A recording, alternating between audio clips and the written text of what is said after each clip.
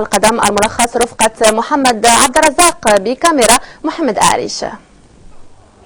أمام عشرات الجماهير التي أبت إلا أن تظل خير سند لفريقها، استقبل الوداد البيضاوي نظيره المغرب الفاسي في مباراة دشنت بتحية عبد الرحيم طالب الذي حقق مع الفريق الأحمر نتائج إيجابية، لكن ما آل إليه الوداد أجبره على الرحيل.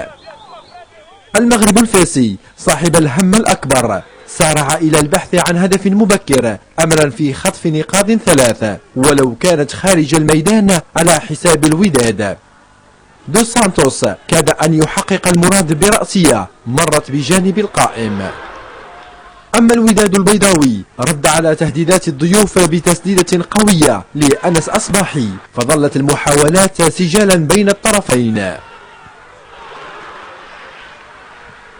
خلال الشوط الثاني استعاد الوداد توازنه، وأكد فابريس أنداما أن فريقه عازم على الفوز. الدقيقة 57 حكم المباراة يلغي هدف مالك إيفونا بداعي الخطأ على حد اعتقاده، قرار خلف استنكارا للوداد الذي فضل مدربه مصطفى شهيد التزام الصمت.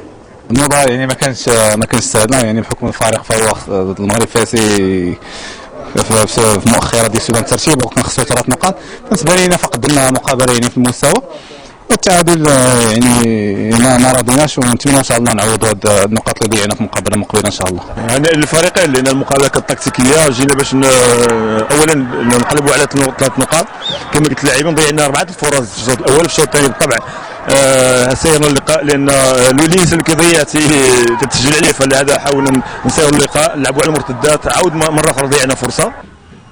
اقتسم نقاط المباراة واقتسم أيضا عدد التعادلات ب9 لكل منهما، نقطة إن كانت مهمة للوداد فإنها لن تكون بقدر الأهمية للماس الذي يصارع الزمن لتفادي السقوط.